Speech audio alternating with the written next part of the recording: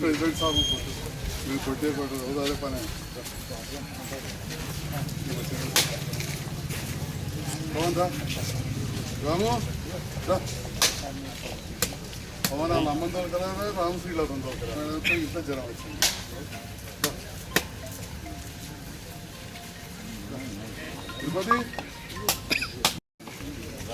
ఏర్పడ్డ నుండి మున్సిపాల్లో ఒక భాగంగా ఉండడం జరిగింది. కానీ మున్సిపాలిటీకి అదేదో వేరే ఊర్లో ఉన్నట్టు, మా వార్డు 25వ వార్డు వేరే ఊర్లో ఉన్నట్టు, మున్సిపాలిటీకి దూరంలో వెళ్ళేసినట్టు ఉంటుండే నా వార్డు. ఎప్పుడైతే సంజయ్ అన్న గెలిచిండో, ఎప్పుడైతే అన్న దృష్టి పెట్టి ప్రతి ఒక్క సమస్యని శాశ్వతంగా పరిష్కరించడానికి ప్రయత్నాలు చేస్తున్నాడో, అప్పుడు నా వార్డు అనేది గుర్తింపు పొంది పలు అభివృద్ధి కార్యక్రమాలకు నోచుకున్నదని ఈ సందర్భంగా నేను తెలియజేస్తున్నాను.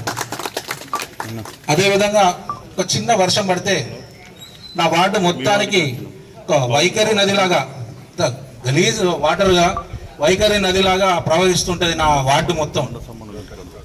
ఎందుకంటే నా వార్డు కొద్దిగా లోతట్టుగా ఉంటుంది. అది ఎవరు కారణం అని అంటే ఎవరు కారణం కాదు, ఎందుకంటే అది జమాన్ నుంచి అట్లా ఉంది కాబట్టి అది అట్లా ఉన్నది. కానీ గతంలో ఏనాడు కూడా పట్టించుకున్న పాపన పోలేదు. పట్టించుకున్నారు. ఎట్లా? పెద్ద పెద్ద వాగులు ఉంటే దాన్ని కబ్జా చేసి చిన్నగా వేయడం, చిన్నగా కాలువ వేసి చిన్నగా డ్రైనేజ్ చేసి ఇచ్చిపెట్టడం. దాని ద్వారా ఏమవుతుంది, ఇంకా స్టాగ్నేట్, పైకి వాటర్ ఇంకా స్టాగ్నేట్ అయ్యి ఇంకా గలీజ్గా తయారవుతుంది వాటర్ అంతా. ఆ విధంగా చేసిన పరిస్థితులు ఉన్నాయి. అదేవిధంగా ఒక డ్రైనేజ్ ఉంటే పూర్తిగా కిందికి వెళ్ళి దవ్వుకుంటే వేయాల్సిన డ్రైనేజ్ని మొత్తం పైననే నిర్మాణించడం జరిగింది. అట్లా ఎన్నో విధాలుగా నష్టపోయింది నా తులసినగర్ 25వ వార్డు. పట్టణంలో ఏ ఒక్క సంధి ఉన్నా ఆ సంధి యొక్క సమస్య, ఏ వార్డు ఉన్నా వాడి యొక్క సమస్య నోటికి ఉంటుంది సార్కి. కొంతమంది ఉంటారు ఇంకా అది అనుచర వర్గాన్ని పెట్టుకొని మాట్లాడతారు. వాళ్ళు ప్రజల లోపల తిరిగేది ఏం లేదు, ప్రజల లోపల చూసేది ఏం లేదు, ప్రజల బాగు కోసం చూసేది ఏం లేదు. కానీ టీవీలో మాత్రం కనిపిస్తారు, లోకల్ ఛానల్లో మాత్రం కనిపిస్తారు ప్రతిరోజు. ఎందుకంటే ప్రజలకు తెలుసు ఎవరు పని చేస్తున్నారో, ఎవరు పని చేస్తలేరో, ఎవరు ప్రజల లోపల ఉన్నారో, ఎవరు ప్రజల లోపల తిరుగుతారో. కంటిన్యూ 24/7 సార్ అయితే ప్రతిరోజు తిరిగింది ఉండడు. నాకు తెలిసిన వాటికి ఏ సంధి తిరిగి ఉంటాడు మొత్తం టోటల్గా. ఎలక్షన్ అప్పుడు కాదు, సమస్యలు ఉన్నప్పుడు, ఎలక్షన్ అప్పుడు కాదు, గెలిచినప్పుడు కూడా, గెలిచి ఒక్కరోజు కూడా రికీం లేకుండా తిరుగుతాడు సార్ అయితే. ప్రజల లోపల ఎప్పుడు నిత్యం ఉంటాడు, ప్రజల సమస్యలు కూడా తెలుస్తాయి. సార్కి ఈ సందర్భంగా ఒకసారి గట్టిగా చప్పట్లు కొట్టి ధన్యవాదాలు తెలియజేసుకుంటున్నాం. అదేవిధంగా సార్ పట్టణంలో ఈ 25వ వార్డు అంటే ఒకవైపేమో అత్యంత పురాతనమైన వార్డు తులసినగర్, అదంతా.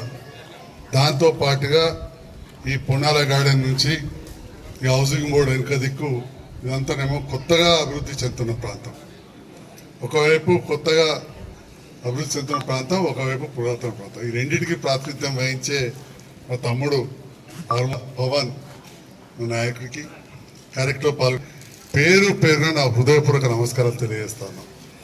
ఇప్పటికే ఒక 2 చోట్ల అభివృద్ధి కార్యక్రమాలు చేసినాం. మా తమ్ముళ్ళు అంటారు ఒకసారి అన్ని కలిపి చెప్పండి సార్ సాయంత్రం ప్రసారం చేయడానికి వచ్చి. మరి ఇప్పుడు కొంత క్లుప్తంగా పవన్ గారు చెప్పారు, అభివృద్ధి అనేది పెద్ద ఎత్తున సంజయ్ అన్నను మనం గెలిపించుకున్నాకైనా. సంజయ్ కుమార్ అనే డాక్టరు ఇంతకుముందు చెప్పినట్టు తులసినగర్ మీదకి వెళ్ళి గదే పర్యలకు వెళ్ళి అంతర్గామకు పోయి పెద్ద ఎత్తున వ్యవసాయం ఉంటే అది చూసుకునే కుటుంబం.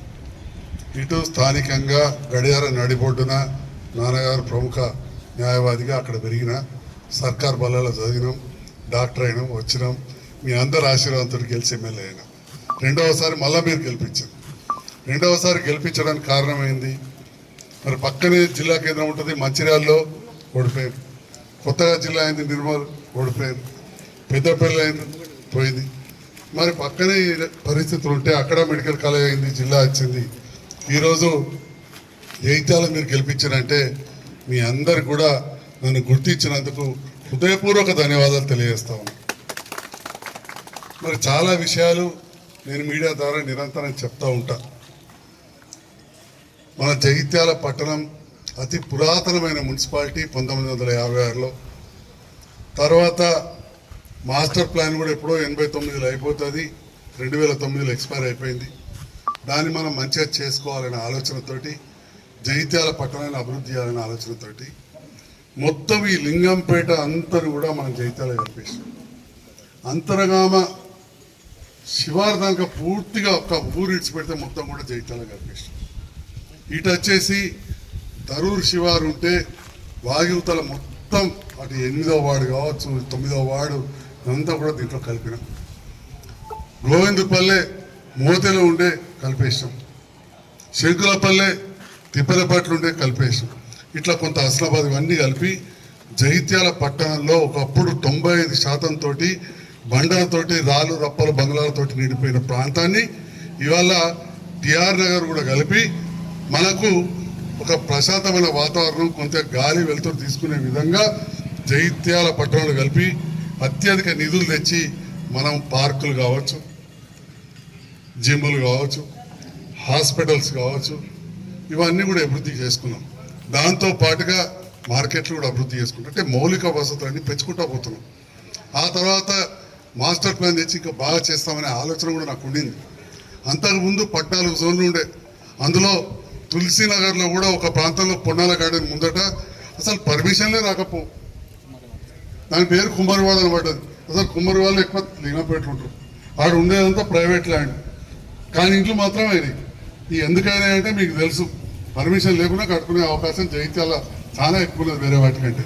ఇక చిన్న చిన్న పొరపాట్లు అయితే పెద్ద పెద్ద తప్పులు పడతారు, పెద్ద పెద్ద ప్రెస్ మీట్లు పెడతారు. కానీ అట్లా 14 జోన్లు 126 సర్వే నెంబర్లల్లో పర్మిషన్ రాని పరిస్థితి లేదా తేడా ఉంటే మనం మంచిగా చేసినాం. ఒక ఉదాహరణ చెప్తా, కాంతి భవన్కి వెళ్ళి రోడ్ వస్తుంది, అది చక్కా వైశ్య భవన్కి వెళ్ళి పోచమ్మ గుడి కాడికి వెళ్ళి నిజామాబాద్ రోడ్కి అని అంటున్నది. అంటే వైశ్య భవనం వీళ్ళు ఊళ్ళు కొట్టుకున్నారు, కట్టుకునే పరిస్థితి లేదు, పర్మిషన్ రాదు, ఎట్లా వస్తుంది అలాగే రోడ్ అనే ఉండే వెనుకకెళ్ళి ఉండదు. ఇక కట్టుకుంటే అనధికారికంగా కట్టుకోవాలి. అంటే అనధికారికంగా కట్టుకోవడం అనేది శంకులపల్లె కావచ్చు, వీకేపీ ఫంక్షన్ ముందు కావచ్చు, ఇక ఇంతకుముందు చెప్పిన కుమ్మరివాడ కావచ్చు. గతంలో చాలా పెద్దవాళ్ళు కౌన్సిలర్ గుడికి చైర్మన్ అయ్యారు. స్కూల్ జోన్ అని చెప్పి గొల్లపల్లి రోడ్డుకు కాలేజ్ వెనక దిక్కు అక్కడ కావచ్చు. ఇవన్నీ ఇండస్ట్రియల్ జోన్ అని విద్యానగర్లో ఈ చాలా చోట్ల పర్మిషన్ లేకుంటే శంకులపల్లె రైల్వే జోన్ అని, రైల్వే ట్రాక్ వచ్చి గిట వచ్చి 30 ఏళ్ళు అయింది కానీ అది రైల్వే జోన్ అని అటే ఉంటాయి. ఇవన్నీ కూడా మార్పులు చేసుకొచ్చినాం, అవన్నీ గుర్తించి నాకు గెలిపించింది. కానీ ఇప్పుడు ఎందుకు చెప్తున్నా అంటే, మరి ఇంత నేను ఆలోచన చేసి ఆనాడు నేను కొన్ననాడు ఇది లింగంపేటలో పర్మిషన్ నాది కూడా. తుమ్మలు అసలు తొవ్వునదా లేదా కూడా నాకు తెలియదు, తొవ్వునదా లేదా తెలియదు. మరి ఇవాళ మార్పు వచ్చింది. జగిత్యాల జిల్లాలో ఎక్కడెక్కడో వచ్చి ఇక్కడ కొనుక్కుంటున్నాం, మనం కట్టుకుంటున్నాం. ఇంకా పాత పద్ధతిలో పోవద్దు. ఇంతకుముందే మీ ముందటే ఫోన్ చేసిండు, 8వ వార్డు ఏదో భవానీ నగర్ వార్డు నెంబర్ అని చెప్పాడు మిత్రుడు రమేష్, కరెంట్ పని చేస్తాడు. ఇప్పుడే ఫోన్ చేసాడు, 2005లో కట్టుకున్నా సార్, నాకు ఇదివరకు ఏం రోడ్ ఎత్తలేమని చెప్పి ఇప్పుడే చేసాడు. నేను చెప్పిన రేపు రా మాట్లాడతా అని చెప్పి. మరి అంతకుముందు ఏడుంటుంది, భవానీ నగర్, దరూర్ శివారు, దరూర్ పర్మిషన్ మనం వచ్చినాం, కలిపినాం, అభివృద్ధి చేస్తున్నాం. దాదాపు 2.5 కోట్ల నిధులు పెట్టిన, అయినా ఫోన్ వచ్చింది. అంటే మరి ఇక్కడ అవసరాలు ఉన్నాయి. అటువంటి సందర్భంలో జగిత్యాల ప్రజలు గెలిపించిన నేను గౌరవ ముఖ్యమంత్రి రేవంత్ రెడ్డి గారిని కలిసి మీతో కలిసి నేను కూడా పనిచేస్తా అని చెప్పి మాటిచ్చి 141 మున్సిపాలిటీలు ఉంటాయి. జగిత్యాల లాంటి పెద్ద నిర్మలు, కామారెడ్డి, మంచిర్యాల, కొత్తగూడెం ఎన్నో ఉంటాయి. కానీ వాటన్నిటికంటే అత్యధిక నిధులు వచ్చినాయి జగిత్యాలని చెప్పి సందర్భంగా సగర్వంగా చెప్తా ఉన్నా. దాని వెనకాల ఈ కృషి ఉందని చెప్పి తెలియదు. మరి ఈ సందర్భంలో జగిత్యాల పట్టణాన్ని మంచి ఉంచుకోవాలి. ఇప్పుడు తమ్ముడు ఎప్పుడు నీళ్ళు వెనకకు దంతున్నాయి, గొలుసు కట్టు చెరువులు అనేవి వెనకటికెళ్ళి ఉన్నాయి.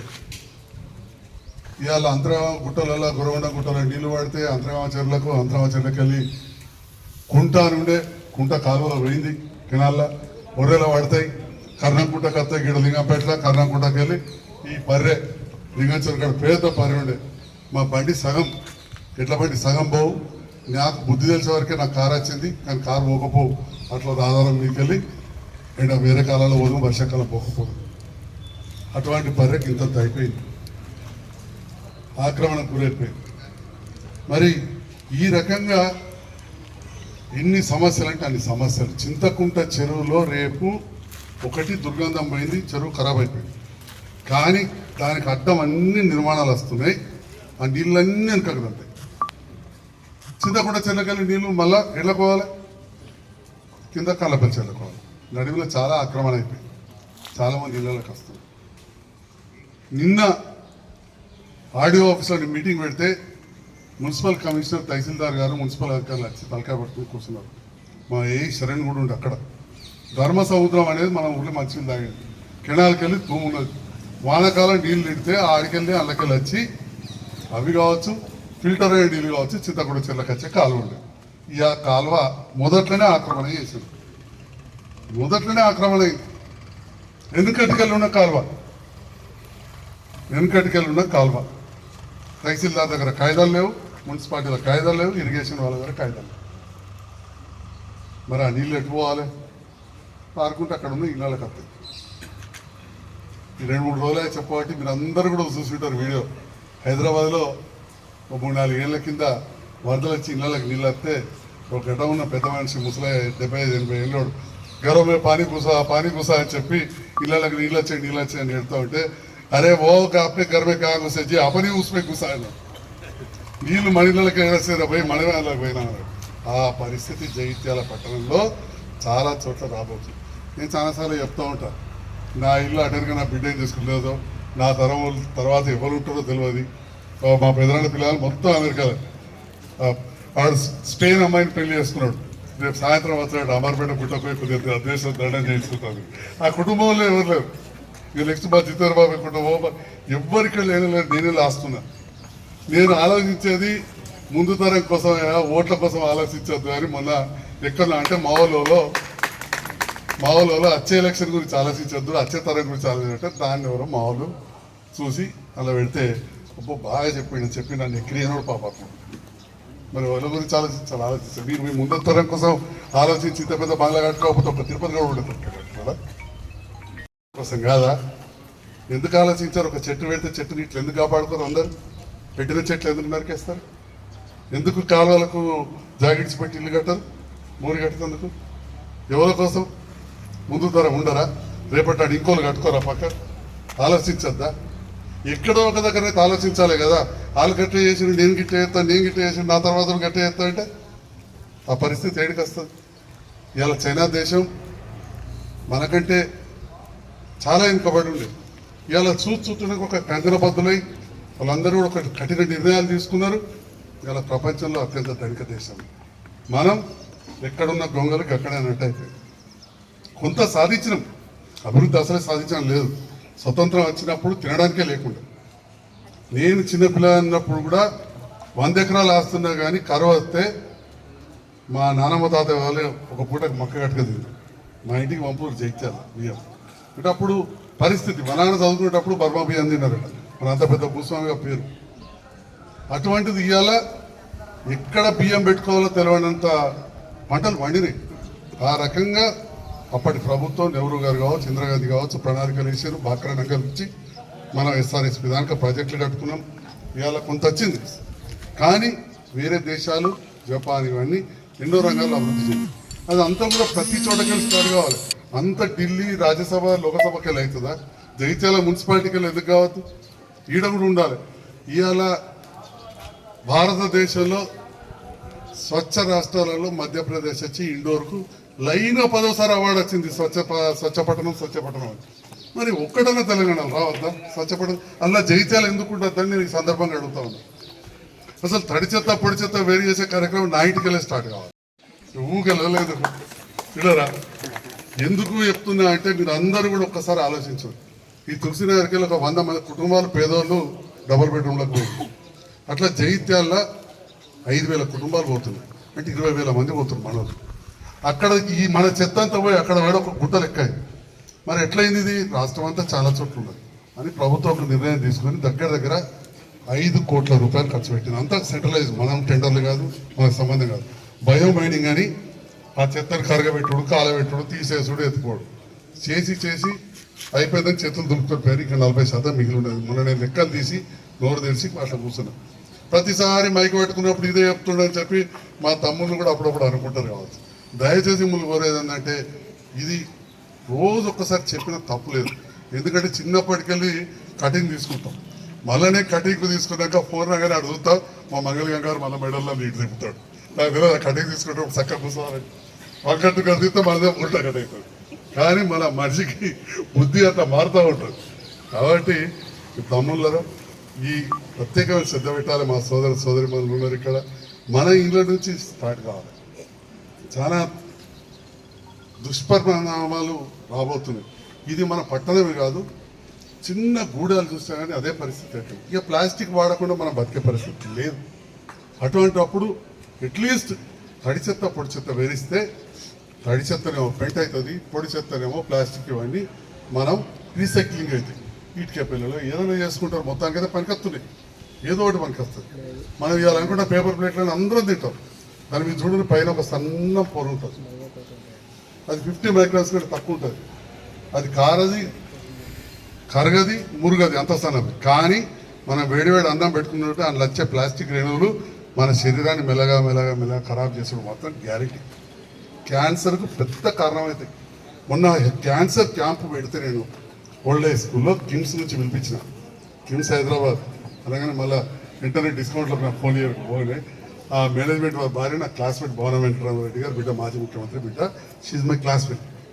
వాళ్ళ ట్రస్ట్కి వెళ్ళి ఇక్కడ పెట్టింది. నేను అనుకున్నాం 50-60 మంది వస్తారు కావచ్చు అనుకున్నాం. ఎక్కువ అయితే 100 అనుకున్నాం. మా పాత్రికే చెప్తుంది, మీ అందరికీ తెలుసు హౌసింగ్ బోర్డులో ముఖ్యులు ఉన్న కాడ, పెద్ద ఉన్న కాడ నీళ్లు రాకపో, కాడ ట్యాంక్ కట్టి ఫిల్టర్ బెడ్ పెట్టి ఒక 6-7 ఏళ్ళు పట్టుకొచ్చింది. 6-7 ఏళ్ళు నేను రాజకీయాలకు రాకముందు ఆ జాజరం కేసు కనబడతా ఉండే. 7 కోట్ల రూపాయలు ఖర్చు పెట్టారు అప్పుడు, అంటే ఇప్పుడు ఒక 20 కోట్లు అవుతుంది. అలాంటిది ఎలకబాయి వాడి దగ్గర నేను పోయి అక్కడ యాదవ్ సోదరులు ఒప్పించి మెప్పించి వాళ్ళ ఇళ్ళకి వెళ్ళి పైప్ లైన్ చక్కగా తీసుకొచ్చేసి వేసి ఇవాళ నీళ్ళు ఇయ్యేపటికే మనందరికీ ఈ మాత్రం నీళ్ళు వస్తున్నాయి తాగడానికి అని చెప్పి కూడా ఈ సందర్భంగా జరుగుతుంది. పెద్దపల్లి జిల్లా, కరీంనగర్ జిల్లా, నిజామాబాద్, సిరిసిల్ల, నిర్మల్, మంచిర్యాల బార్డర్కు ప్లస్ మన జిల్లాకు ఒక గుడ్డకాయ జగిత్యాల. అలాంటి జగిత్యాలలో పెద్ద హాస్పిటల్ ఉండాలని 203 కోట్లతోటి 220 పడకల ఆసుపత్రి అదనంగా మంజూరై అతి త్వరలోనే పనులు కూడా ప్రారంభమవుతాయని చెప్పి సందర్భంగా తెలియజేస్తున్నాను. మరి ఈనాడు ఇంత మంచి అవకాశం ఇచ్చిన మీ అందరికీ కూడా ధన్యవాదాలు తెలియజేస్తూ, మరి మన వాడకట్టు కాబట్టి ఇవన్నీ చెప్తా ఉన్నా, చాలా విషయాలు చెప్పినా, చాలా పెద్దలు ఉన్నారు మన వాడకట్టుకున్న పెద్దలు. అయితే జిల్లా స్థాయి నాయకులు ఉన్నారు ఎన్ని రంగాలలో. మనం ఒక సమాజంలో ఒక మార్పు తీసుకురావడానికి ప్రయత్నం చేయాలి. నేను ఈ మాట అంటే కూడా బజారు పొంటే అంతకుముందు పోయేటి అబోటి రెడ్డి సెల్ ఫోన్లలో ఏం కొడతాయో తెలియదు, ఏం మాట్లాడుతారో తెలియదు. అవన్నీ వ్యంగ్యంగా మాట్లాడుతున్నాం, వింటున్నాం. ఎట్లయితే కొన్ని బాధలు రాజకీయాలకు వచ్చినప్పుడు ఉంటాయి, కొన్ని మాటలు పడాల్సి వస్తుంది. ఎక్కడ కూడా సగం మంది కంటే ఎక్కువ మెచ్చరు. ఏ ప్రభుత్వం చూసినా ఆ పార్టీకి సగం కంటే ఎక్కువ ఓట్లు రావు. గతంలో కేసీఆర్ గారు 88% ఓట్లు వచ్చినాయి. 88 సీట్లు 119కి వచ్చినాడు కూడా 50% ఓట్లు దాటలేదు. నాకు మాత్రం మీరు 67% ఓట్లు వేసారు. 2018 67% వేసారు. మొన్నటిసారి 50 కంటే కిందికే వచ్చాయి. సగం మంది మెచ్చినా చాలు. కాబట్టి నా బాధ్యత మాత్రం 100% మందికి పనిచేయాలి. ఇంతకుముందు మీ ముందు ఫోన్ చేసిన అన్న మిత్రుడు నాకు చేసిండో చేయలేదో తెలియదు, కానీ మా ఎమ్మెల్యే అని మాత్రం నాకు ఫోన్ చేసాడు. ఇక్కడ వాడకట్లు అందరికందరూ నాకు ఓట్లేస్తారు, కానీ చేసే బాధ్యత నాకు ఉంటుంది. నేను తప్పకుండా నిరంతరం ప్రజాసేవలో ఉండి పనిచేస్తా. అందరి సహకారం మాత్రం ఉండాలి. ప్రజల సహకారం, ప్రజల భాగస్వామ్యం, మన పౌరుల భాగస్వామ్యం లేని ఎట్టి పరిస్థితుల్లో ఏ ప్రాంతం కూడా బాగుపడదు, అభివృద్ధి చెందదు. మరొక ఇండోర్ మన జగిత్యాలు ఎందుకు కావద్దు అనే ఆలోచన, పరిశుభ్రత పచ్చదనంలో జగిత్యాలు ఎందుకు ఉండొద్దు అనే ఆలోచన, ఒక మోడల్ సిటీ లాంటి మన పంజాబ్, హర్యానాకు రాజధాని అయిన చండీగఢ్ లాగా కొత్తగా ఏర్పడుతున్న ప్రాంతం ఒక ప్రణాళికాబద్ధంగా ఎందుకు ఉండొద్దు అని చెప్పి ఆలోచన చేయాలి. బాగా ఆలోచన అవసరం లేదు, అంత దూరం. ఆనాడు మా రాజశేఖర గౌడ్ గారు మా అంతర్గామ వాస్తవ్యులు ఒక హౌసింగ్ బోర్డు ఏర్పాటు చేసిండు. ఇండ్ల మంత్రి ఉండేవారు. హౌసింగ్ బోర్డు ఉన్ననాడు ఒకసారి చూడండి రోడ్లు ఎంత మంచిగా పెట్టిండ్రు. ఒక్కసారి పోయి టీఆర్ గారు చూడండి పేదవాళ్ళ కోసం కట్టే రోడ్లు ఎంత మంచిగా ఉన్నాయో.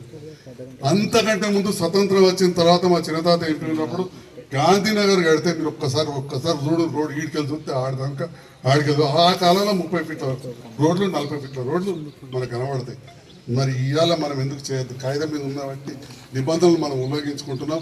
దీంట్లో అందరం కూడా ఒక మార్పు అనేది రావాలి. పాత వాటి గురించి అస్సలే మాట్లాడదలుచుకోవాలి. ఎందుకంటే పాత మాట్లాడుకుంటూ పోతే భూకంపం అవుతుంది, దైత్యాత్మకులు కొట్టవలసి వస్తుంది. కొత్త ఏదన్నా మనకు మార్పు రావాలని చెప్పి నేను ఈ సందర్భంగా తెలియజేస్తూ నన్ను సహకరించిన అందరికీ కూడా ధన్యవాదాలు తెలియజేస్తాను.